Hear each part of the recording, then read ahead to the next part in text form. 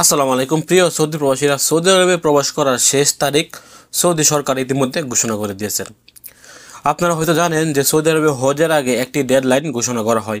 ইতিমধ্যে একটি ডেডলাইন ঘোষণা করা হয়েছে যে কবে থেকে উমরা করতে বা উমরার যাত্রীরা সৌদি আরবে প্রবেশ করতে পারবে বা কত তারিখে তাদেরকে সৌদি আরব ছাড়তে হবে বা উমরার ভিসার সকল কার্যক্রম কবে থেকে বন্ধ হতে যাচ্ছে, এরকম একটি ডেডলাইন কিন্তু সৌদি সরকারের পক্ষ থেকে ইতিমধ্যে চলে আসছে।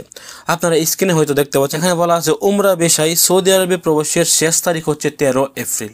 অর্থাৎ 13 এপ্রিলের পর থেকে কেউ সৌদি আরবে আর উমরা ভিসায় প্রবেশ করতে পারবে না।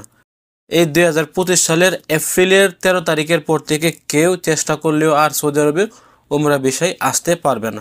13 এপ্রিলের আগে তারা চাইলে সৌদি আরবে উমরা ভিসায় আসতে পারবে। এবং এখানে বলা আছে সৌদি আরব থেকে বের হওয়ার শেষ তারিখ হচ্ছে 25 এপ্রিল। অর্থাৎ যদি আপনারা 13 এপ্রিলের আগে সৌদি আরবে প্রবেশ করেন উমরা ভিসা নিয়ে, তাহলে আপনাদেরকে 25 এপ্রিল অর্থাৎ মাত্র 12 দিন পরে আপনাদেরকে সৌদি আরব ছেড়ে দিতে হবে। 13 এপ্রিলের আগে সৌদি আরবে প্রবেশ করতে হবে এবং 25 এপ্রিলের আগে যে সকল সৌদি আরবে উমরা যাত্রীগণ আছে সবাইকেই সৌদি আরব ছেড়ে চলে যেতে হবে, এমনটা কিন্তু এখানে স্পষ্ট বলা আছে।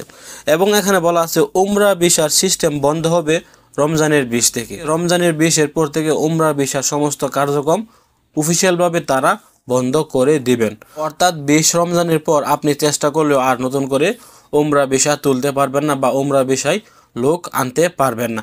20 রমজানে আপনার সমস্ত উমরার কার্যক্রম বন্ধ করে দেওয়া হবে এবং 13 এপ্রিলের আগে আপনারা সৌদি আরবে প্রবেশ করতে পারবেন। 13 এপ্রিলের পর সৌদি আরবে প্রবেশ করতে পারবেন না।